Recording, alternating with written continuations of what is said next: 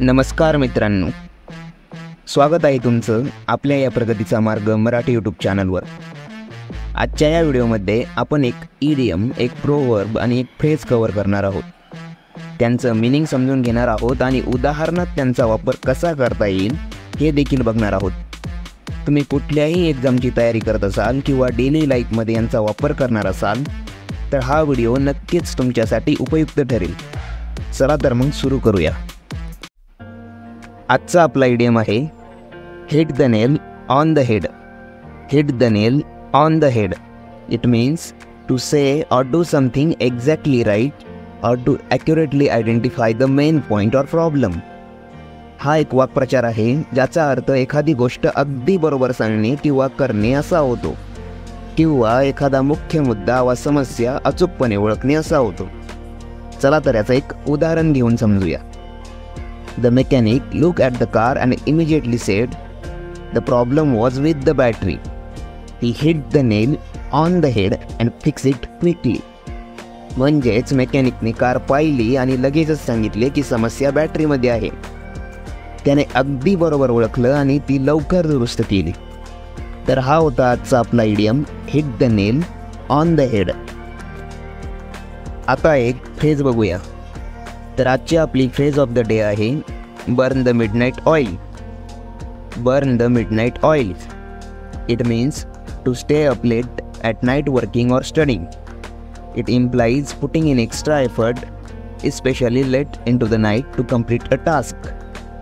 Burn the midnight oil म्हणजे रात्री उशिरापर्यंत काम करणे किंवा अभ्यास करणे। याचा अर्थ एखाद्या कामासाठी विशेषतः रात्री उशिरापर्यंत अतिरिक्त प्रयत्न करणे असा होतो।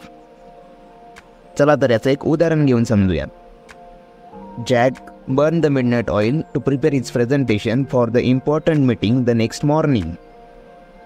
दुसऱ्या दिवशी सकाळी महत्त्वाच्या बैठकीत जॅकने प्रेझेंटेशन तयार करण्यासाठी रात्री उशिरापर्यंत काम केले। तर ही होती आजची आपली phrase of the day burn the midnight oil. आता आपण एक प्रोवर्ब म्हणजेच एक म्हण बघणार आहोत। तर आजची आपली प्रोवर्ब ऑफ द डे आहे Don't put all your eggs in one basket. Don't put all your eggs in one basket. It means you shouldn't risk everything on a single venture or rely on one plan, resource or opportunity. म्हणजेच तुम्ही सर्व गोष्टी एका ठिकाणी गुंतवू नका किंवा एक योजना, संसाधन किंवा एका संधीवर अवलंबून राहू नका। ते असं दर्शवतं की एकाच गोष्टीवर अवलंबून राहिल्यास आपले नुकसानही होऊ शकते। चला तर याचं एक उदाहरण घेऊन समजूया। To avoid the risk, Akash decided to invest his money in different assets like stocks, bonds and real estate. He understood the saying, don't put all your eggs in one basket. म्हणजेच धोक्यापासून बचाव करण्यासाठी आकाशने त्याचे पैसे स्टॉक्स, बॉन्ड्स आणि real इस्टेटमध्ये गुंतवण्याचा निर्णय घेतला। त्याला सर्व अंडी एका टोपलीत ठेवू नका या म्हणीचा अर्थ समजला।